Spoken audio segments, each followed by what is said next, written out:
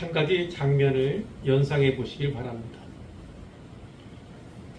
푸른 초장에 양들이 고요히 풀을 뜯고 있는 장면을 떠올려 보십시오. 이 양들에게 가장 중요한 존재는 누구일까? 이리가 다가올 때 지켜줄 수 있는 자, 어두운 밤에 길을 밝혀주는 자, 길을 잃었을 때 이름을 불러 찾아내고야 마는 자, 바로 목자입니다. 성경은 우리를 가리켜 양이라고 말합니다. 그만큼 우리는 연약하고 자주 길을 잃으며 위협 앞에 흔들리곤 하죠. 그런 우리를 위해서 한 분 목자가 오셨습니다. 그분은 단순히 인도하시는 분이 아닙니다. 자기 목숨을 기꺼이 내어주시는 사랑의 목자시죠. 세상의 목자들은 삭스를 받고 일하지만 이 목자는 대가를 받지 않으시고 자기 목숨을 값으로 치르시는 분입니다. 우리를 생명으로 인도하기 위해 자신은 죽음의 길을 택하신 분이 바로 예수님이시고 성경은 그분을 선한 목자, 참 목자 이렇게 부릅니다. 오늘 본문에는 특히 그분의 말씀이 많이 담겨 있습니다. 이 음성은 우리의 이름을 부르고 우리를 찾으며 또 내가 너희를 위해 목숨을 버렸노라 이렇게 말씀하고 계십니다. 이 말씀 앞에서 우리의 마음이 열리기를 바라고요. 사랑에 반응할 수 있기를 바라고요. 다시금 주님의 품으로 돌아갈 수 있기를 간절히 소망합니다. 오늘 본문 속으로 들어가 볼 텐데요. 본문에는 예수님의 자기 계시가 두 가지로 나타나 있습니다. 첫 번째, 예수님은 양의 문이십니다. 예수님은 양의 문이시다. 1절부터 10절까지의 그 내용이 나타나 있습니다. 예수님께서 비유의 말씀을 하셨어요. 1절에 보니까 내가 진실로 진실로 너에게 이르노니 문을 통하여 양의 우리에 들어가지 아니하고 다른 데로 넘어가는 자는 절도며 강도요 문으로 들어가는 이는 양의 목자라. 아멘. 목자는요 문을 통해 양 우리의 문, 그러니까 문지기가 열어주는 문을 통해서 우리에 들어갑니다. 그러나 절도, 도둑이라고 할 수 있겠죠. 그 도둑이나 강도는요 문이 아닌 다른 데로 넘어서 들어가지요. 왜 그렇습니까? 목자는 말하자면 주인이기 때문이에요. 양을 보호하고 그의 필요를 채워주기 위해서 그 안에 들어가는 것입니다. 그러나 절도요 강도는 어떻습니까? 오히려 양들을 훔쳐서 자기의 필요를 채우고자 한다는데 차이가 있는 것이죠. 3절에 보면 문지기는 그를 위하여, 그는 목자겠죠. 목자를 위하여 문을 열어줍니다. 양은 그 목자의 음성을 듣습니다.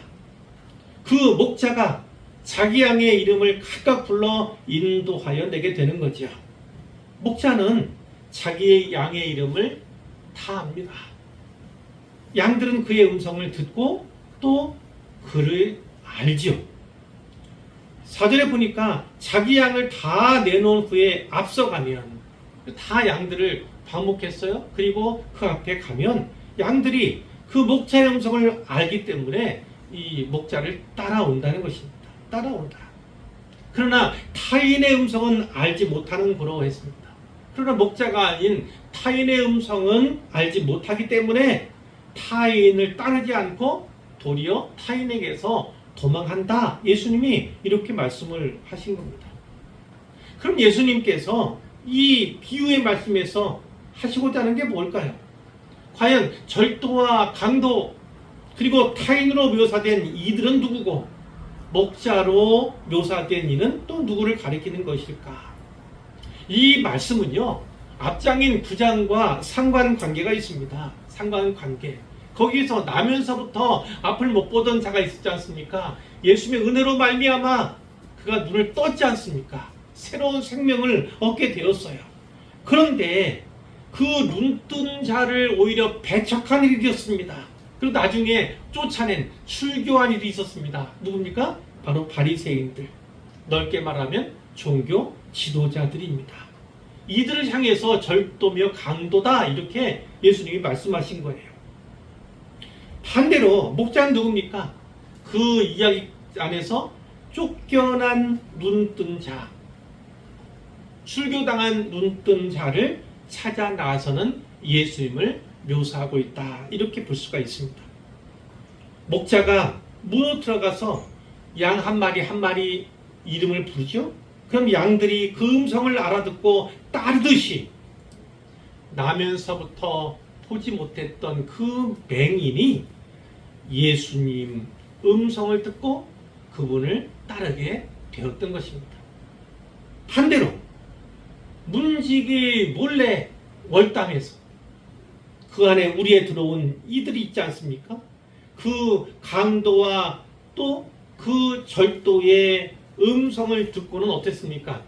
양들이 도망을 합니다. 자기 목자가 아닌 거로 도망하듯이 그 눈뜬 사람은요, 바리새인들 회유 그것을 거절하고 오히려 쫓겨나는 길을 선택한 것을 우리가 지난 시간에 보았습니다. 바로 이렇습니다. 목자에 대한 반응과 절도며 강도에 대한 반응이 이렇게 뚜렷이 구분되는 것을 보게 되는 것이죠. 이 바리새인들은 어떻습니까?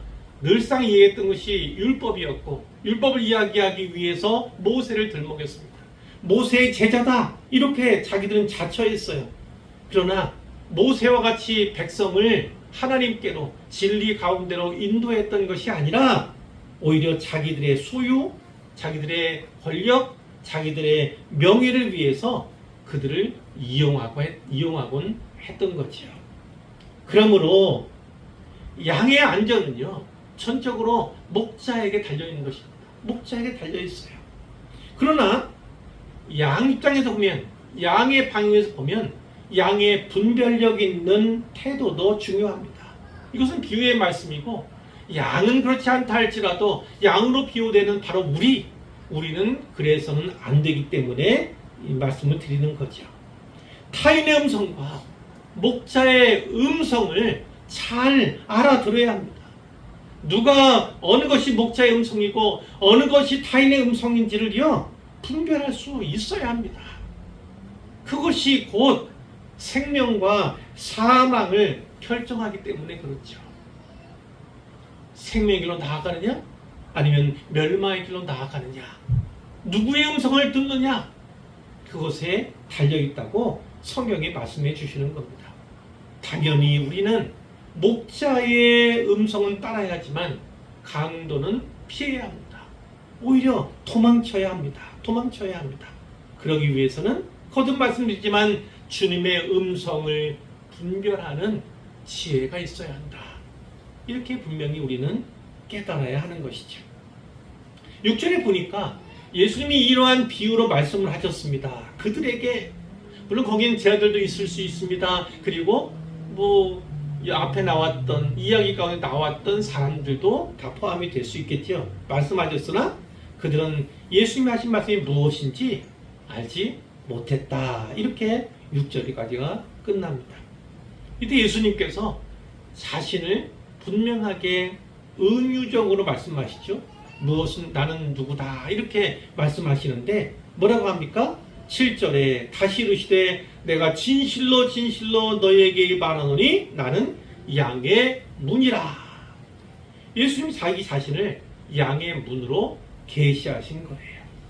여기서 말하는 문, 원어적인 의미에는 여러 가지 여러 개의 문 의미하는 것이 아니라 단 한 개의 유일한 문을 뜻하는 단어입니다. 유일한 통로다라는 것입니다. 자, 목자보다 앞서온 자들, 나보다 먼저 온 자, 이렇게 성경에 기록되어 있는데 다 절도며 강도다. 누구겠습니까? 나보다 먼저 온 자들은요. 무슨 뜻입니까? 먼저 왔으니까 선지자? 이렇게 해석하면 문맥이 이상해지죠. 그러니까 이 말씀은 그 하나님 마음을 갖지 않은, 오히려 훔치고 또 오히려 멸망하고자 하는 나쁜 마음의 발로 해서 이 일을 꾸미는, 이 모든 것이 다 나보다 먼저 온 자에 포함된다, 이렇게 볼 수가 있어요. 나보다 먼저 온 자들은 다 절도요 강도니 양들이 듣지 아니하였느니라. 그런데 예수님이 다시 한번 내가 문이다, 나는 양의 문이다 하시면서 어떤 약속을 하십니까? 누구든지 나로 말미암아 들어가면 구원을 받고 또는 들어가며 나오며 꼴을 얻으리라, 이렇게 말씀하셨습니다. 그러니까 예수님께서 양의 문이세요. 그 양은 그 문으로만 들어가야 됩니다. 그 문으로만 들어가야 안전합니다. 생명을 얻을 수 있습니다. 구원을 얻을 수 있는 거예요. 그런 차원에서 내가 양의 문이다, 예수님이 이렇게 말씀하신 겁니다.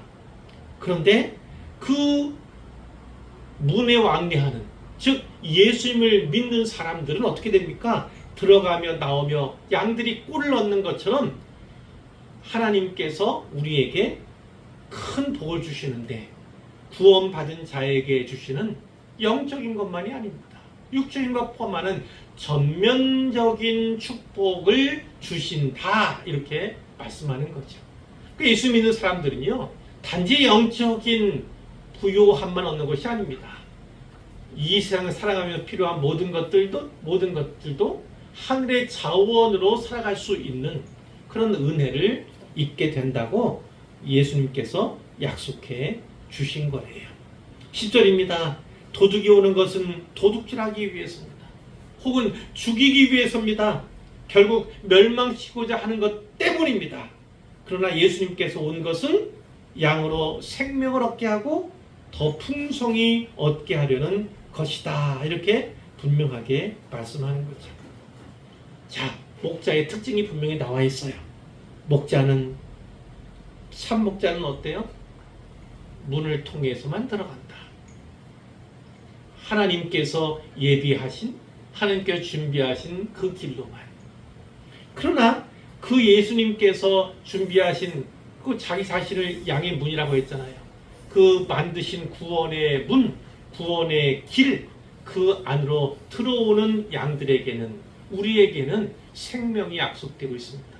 그리고 생명만 아니라 아주 풍성히 약속되어 있음을 성경이 말씀해 주시는 것이죠. 예수님만이 생명으로 들어가는 유일한 문이다, 유일한 통로다.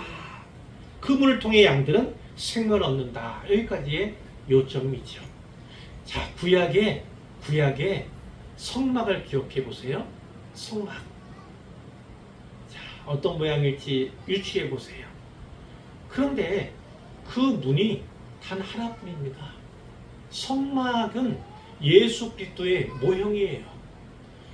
그 넓은 쪽에 문이 하나뿐이에요. 물론 문이 작지는 않습니다. 바로 유일하신 구세주, 유일한 구원의 문으로 오신 예수님을 보여주고 있다, 예표하고 있다, 이렇게 볼 수 있어요.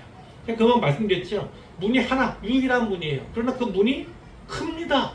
제법 커요. 그 얘기는 무슨입니까? 구원의 문은 결코 좁지 않습니다. 하나님 편에서 모든 인생을, 모든 인류를 다 구원하실 수 있을 만한 능력이 그 넓고 큰 문에 계시되어 있는 거예요.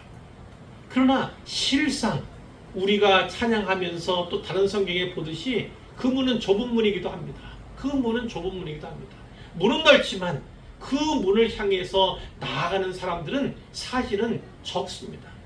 적을 뿐만 아니라 예수님께서 그분의 이름으로 모이게 하시고 그분의 생명으로 구원하게 하신 이들에게는요, 고난이 또 주어지는 것입니다. 그것을 통해서 그러니까 구원은 거저받는 게 아닙니다. 물론 은혜로 말미암아 받는 데서는 거저지만 구원 받기 위해서는 찾고 또 찾고 또 찾는 우리 편에서의 수고도 또 있어야 하는 거다. 이렇게도 말씀을 드릴 수가 있어요. 어쨌든 구원의 문은 아주 넓습니다. 그러나 단 하나의 문이다. 이것은 우리가 분명히 기억해야 하는 것이죠. 자, 두 번째, 예수님은 어떤 계시의 말씀, 자의 계시의 말씀을 주셨는가? 예수님은 선한 목자. 좀 더 원뜻에 가깝게 말한다면 참 목자다. 이렇게도 말씀드릴 수 있어요. 예수님은 선한 목자이십니다. 자, 양들을 향한 이 참 목자, 선한 목자와 여기에 나오는 사꾼 목자, 강도와 같은 그들의 태도는 어떻게 다른가가 10절부터 13절까지에 나타나 있습니다. 참 목자, 선한 목자 예를 볼까요? 10절 뒷부분에 보시면 이렇게 되어 있어요. 내가 온 것은 양으로 생명을 얻게 하고 더 풍성히 얻게 하려는 것이다. 이렇게 분명한 목적이 나타나 있죠. 11절에 나는 선한 목자다. 선한 목자는 양들을 위하여 목숨을 버린다. 그런데 이 양들을 위하여 목숨을 버린다라고 하는 표현이 계속해서 반복적으로 나타나 있는 것입니다. 예수님께서 자기의 목숨을 내어주심으로 말미암아 하나님의 사랑, 그 사랑을 친히 확증해 주셨음을 우리에게 분명히 해주시는 거죠. 이렇게 복음은요, 반복돼야 됩니다. 중요한 것은 반복해야 합니다. 그래야 우리가 미련한 가운데서도, 연약한 가운데서도 그분의 사랑에 대해서 조금이나마 눈뜰 수 있기 때문에 계속해서 반복하시는 것이다. 이렇게 볼 수가 있는 겁니다. 자, 이 사랑은 어떤 사랑입니까? 바로 대속적 사랑이죠. 대속적 죽음으로 보여주시는 사랑입니다. 뿐만 아니라 자기 희생으로 보여주시는 사랑입니다. 여기 보면 버린다라고 있잖아요. 목숨을 버린다. 이거는 자발적으로 내려놓다. 기꺼이 주다. 이런 의미가 있는 것입니다. 예수님께서는 그분의 목숨을 기꺼이 자기 양들, 우리를 위해서 내놓으신 분이다. 주신 분이다. 이렇게 말씀을 하고 있고요. 예수님의 사랑은 어떤 사랑입니까? 기꺼이 우리를 위해 자기 목숨을 버리신 사랑이다. 우리는 이렇게 요약할 수가 있죠. 반면에 사꾼 목자는 어떻습니까? 사꾼 목자. 사꾼, 이건 뭐냐면 돈 받고 하는 거예요. 돈 받고 말하자면. 고용되어서 임금 받으며 이 얘기를 하는 것입니다. 사꾼 목자는 어떤 차이가 있습니까? 10절 앞부분에 보면 도둑이 오는 것은 도둑질하고 죽이고 멸망시키려는 것뿐이다. 이 사꾼이라고 하는 건 잘 보셔야 됩니다. 고용되고 임금 받고 이것이긴 하지만 결국 여기서는 그 도둑과 같은 심보, 도둑과 같은 목적, 강도와 같은 목적하에 온 이들을 말하는 거죠. 그러니까 목자라고 부르긴 하지만 사실은 목자가 아닌, 이렇게 볼 수가 있어요. 도둑이 오는 것은 도둑질하기 위해서, 죽이고 멸망시키기 위해서 온 거다, 이렇게 말씀하고, 그렇기 때문에 사꾼이라 불리는 이 사람은 목자라고 할 수 없다는 겁니다. 양도 사실은 그의 양이 아니다라는 겁니다. 그럼 어떻게 합니까? 목숨을 걸고 이 일에 대해서 싸우지 않죠. 여차하면 도망갈 준비를 합니다. 그리고 버리고 달아나 버리는 겁니다.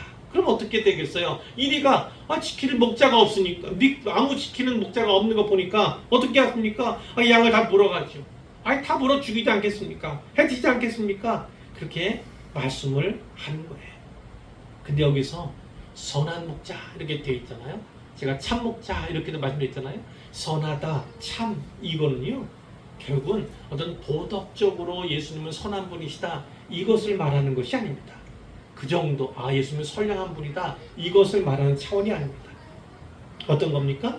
바로 양과 목자와의 때려야 뗄 수 없는 관계, 예수님과 예수를 믿는 신자들과 불가분리의 관계, 그렇게 때려야 뗄 수 없는 친밀하고 가까운 연합된 관계에 나타나는 단어가 바로 선한 혹은 참에 포함되어 있는, 내포되어 있는 의미다. 이렇게 말씀을 드릴 수 있어요.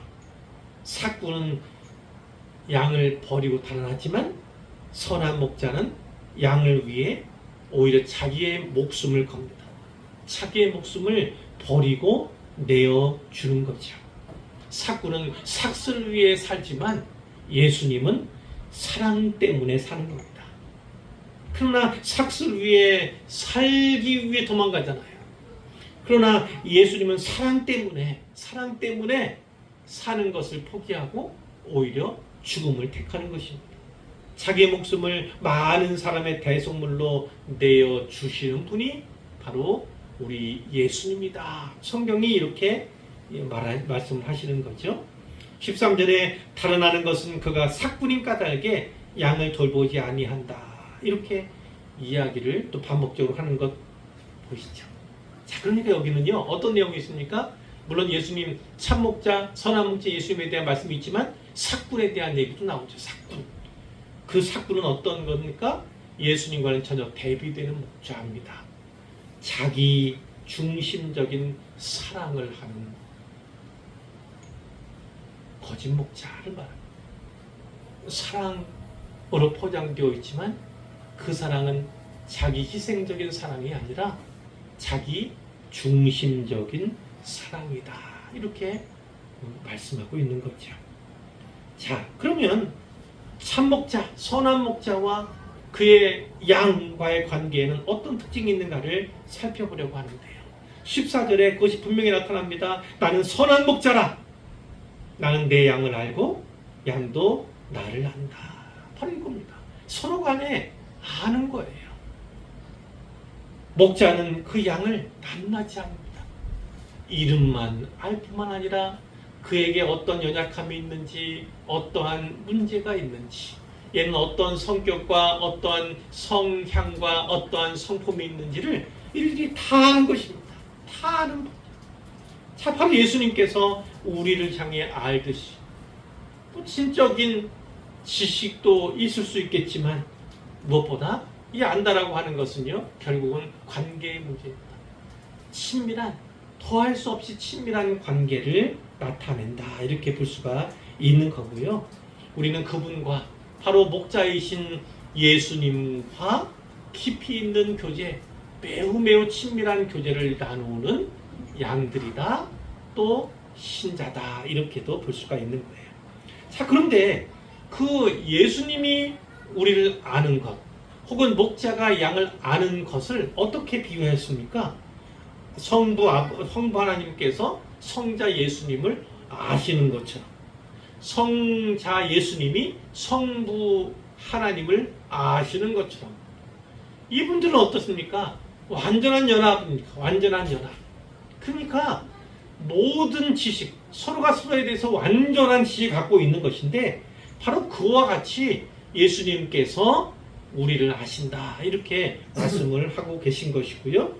자, 우리의 연약함을 잘 아시고 우리의 필요와 우리의 상황을 다 아신 예수님께서 우리를 위해서 목숨을 버리기까지 하신다고 성경이 말씀해 주고 계신 것이죠. 자, 이 선한 목자와 그 양들의 관계는 어떤 관계입니까? 상호간, 서로 아는 관계, 친밀하게 묶여있는 관계다. 이렇게 말씀해 주고 계신 것이죠.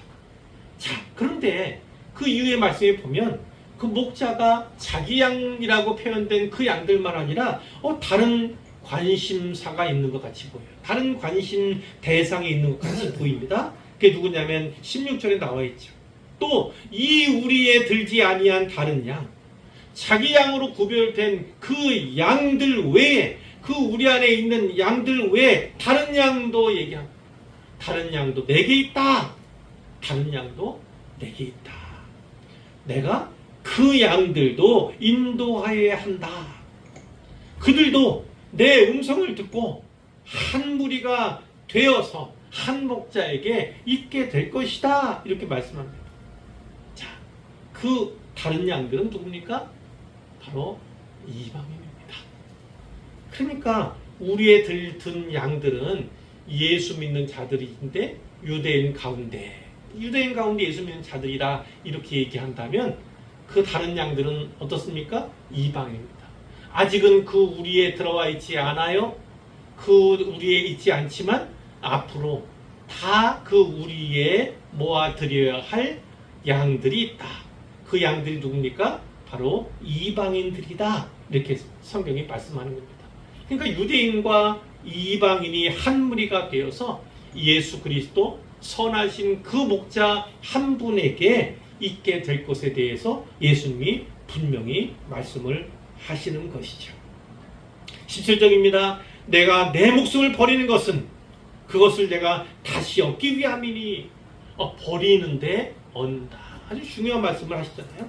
내 목숨을 버린다. 그러나 그것은 내가 다시 얻기 위함이다. 십자가에 죽으시지만 그러나 그분은 부활하십니다. 부활하십니다. 그렇죠? 하나님 아버지께서는 예수님을 이 땅에 보내실 때 어떤 목적으로요? 바로 십자가에 달려 죽게 하시려는 목적으로 보내셨어요. 물론 그 후에 부활에 있지만 하나님의 아들이 아니 하나님 자신이 죽음을 택하는 십자가에서 그 온갖 고난과 모욕을 감수해야 하는 그것을 예수님께서 거절하지 않으셨다는 겁니다. 거부하지 않으셨어요. 오히려 하나님 아버지의 뜻에 순종하셔서 성육신하셨고 십자가의 길을 걸어가셨지요. 자, 18절에 이를 내게서 빼앗는 자가 있는 것이 아니라 내가 스스로 버리노라. 예수님께서 죽으시지만 물론 본디오 빌라도 얘기도 아시고 그리고 유대인들의 함성도 고함도 아시잖아요. 그러나 그 유대인들에 의해서 죽임당한 것은 사실이긴 하나 예수님께서 스스로 목숨을 버리신 거다. 왜냐? 이 땅에 오신 목적부터가 자기 목숨을 온 백성의 대속물로 인류의 대속물로 주기 위해서 오셨기 때문에 예수님은 스스로 목숨을 버리신 것이다. 예수의 분이 친히 말씀하십니다. 나는 버릴 권세도 있고 다시 얻을 권세도 있다. 예수님의 권세는 바로 하나님의 권세임을 분명히 아는 거죠. 이 계명은 내 아버지에게서 받았다. 하나님의 뜻대로 그분의 명령과 말씀을 따라서 이 땅에서 행하고 계심을 그리고 얼마 안 있어 십자가를 지고 그러나 사망 가운데 부활하실 것을 분명하게 말씀하시는데 그것은 예수님의 권세, 예수님의 주권에 관한 것이다 라고 분명히 말씀해 주시는 것입니다. 자, 예수님의 권세에 대해서 나오지만 그 권세는 어떤 권세일까요? 죽음마저도 통제하실 수 있는 능력이다. 이렇게 볼 수가 있어요. 죽음마저도 통제하시는 능력이다. 자, 짧은 부분만 남았습니다. 19절 이하만 남았는데 사람들의 반응이 여기 기록되어 있습니다. 예수님이 이렇게 말씀하셨을 때 들은 사람들 가운데 유대인 중에 다시 분쟁이 일어났습니다. 다시 앞에도 분쟁이 일어났잖아요. 그 사람이 진짜 아니냐? 아니다. 그럴 수 없다. 뭐 이렇게 얘기했잖아요. 그래서 다시 분쟁이 일어나갑니다. 그 중에 많은 사람들은 뭐라고 얘기했습니까? 그가 귀신 들려 미쳤다는 겁니다. 또 하죠. 또 그 얘기하죠. 귀신 들려 미쳤다. 그 귀신들 미친 자의 말을 넌 듣고자 하느냐? 이렇게 얘기하는 사람들이 더 많았다는 겁니다. 그러나 어떤 사람, 그 중에 소수의 사람들이겠죠? 그 사람은 뭐라고 얘기했습니까? 이 말을 들어보면 귀신 들린 자의 말이라 할 수가 없다. 아니, 귀신이 맹인의 눈을 뜨게 할 수 있느냐? 이렇게 이야기를 한 거죠. 예수님을 옹호하고 또 예수님을 믿고자 하는 사람들도 있었지만 지난번과 같이 말씀드리지만 소수의 의견은 다수의 의견에 묻혀버리고 마는 계속 반복되고 있음을 우리가 성경에서 보게 됩니다. 이제 결론의 말씀이에요. 특별히 예수님께서는 친히 많은 계시를 이 본문에 주셨는데 두 가지, 크게 말하면 두 가지였습니다. 하나는 어떤 게 있었습니까? 나는 양의 문이다. 양의 문이다 였어요. 내가 문이니 누구든지 나로 말미암아 들어가면 구원을 받고, 예수님은 유일하신 문이에요. 예수님에게 나아가지 않으면, 예수님을 통하지 않고서는 결코 하나님 앞에 나아갈 수 없습니다. 결코 하늘나라 갈 수 없습니다. 결코 구원받을 수 없습니다. 그러니까 예수님만이 유일한 구원의 문이심을 이 양의 문 비유를 통해서 확실하게 말씀한 겁니다. 예수님 외에 다른 구원자가 없습니다. 예수님 통하지 않고서는 구원받을 수가 없습니다. 예수님이 친히 말씀하셨죠? 나는 길이요 진리요 생명이니 나로 말미암지 않고는 아버지께로 올 자가 없다. 이렇게 말씀하셨고, 나를 믿는 자는 죽어도 살겠고 무릇 살아서 나를 믿는 자는 영원히 죽지 아니하리라. 또 이렇게도 말씀을 하신 바가 있습니다. 예수님은 구원자, 유일한 구원자이시다 이렇게 말씀하고 있고, 단지 구원받았다는 그 사실에만 아니라 구원받은 자의 삶을 살아가도록 하나님께서 우리에게 풍성한 은혜를 주신다. 생명의 길을 견고하고 선명하게 걷도록 하신다는 것이 오늘 성경의 말씀이죠. 두 번째 계시의 말씀은 바로 나는 선한 목자다, 나는 참 목자다 라고 하는 계시의 말씀이었습니다. 생명을 얻게 또 더 풍성히 얻게 하려는 목적만 아니라 어떤 거예요? 예수님은 바로 우리 한 사람 한 사람을 분명히 아십니다. 모든 것을 다 아십니다. 모든 것을 다 아십니다. 그리고 성도가 된, 신자가 된 우리 역시 예수님을 온전히 알게 되기를 원하신다는 것입니다.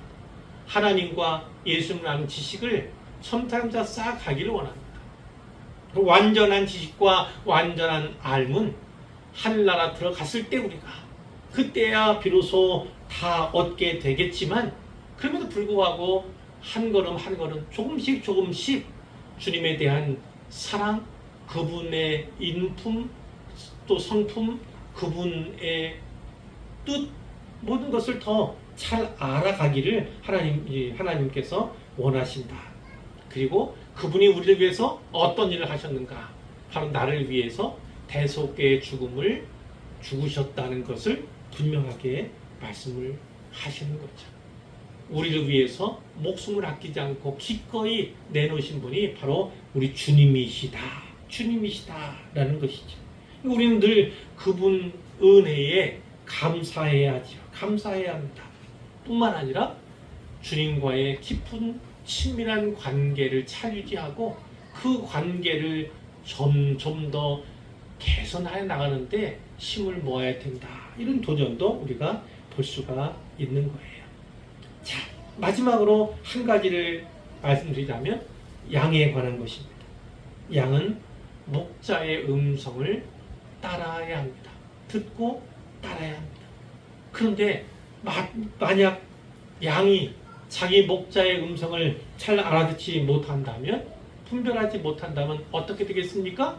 결국은 훔쳐가려는, 결국은 죽이려는, 결국은 멸망시키려고 하는 그 거짓 목자의 뒤를 따르게 되는 것이죠.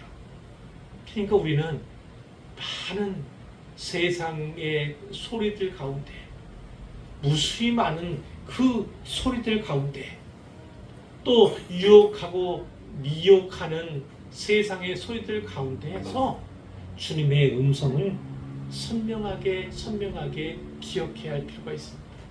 어떤 것이 주님의 음성인가, 그것을 분별해야 하고 그 음성을 따라서 나아가야 한다는 것을 분명하게 말씀해 주고 계세요. 오직 예수님에게만 귀를 모시기를 바랍니다. 마음을 모시기를 바라요. 목자의 음성을 잘 듣고 따라가시기를 바랍니다. 그것이 구원의 길을 걷는 것이고 그것이 생명의 길로 나아가는 것입니다.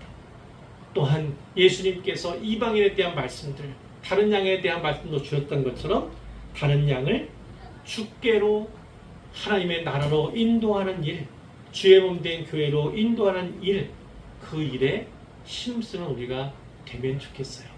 그것이 오늘날 하나님의 뜻을 따라 사는 길임을 분명히 기억하시기를 부탁합니다.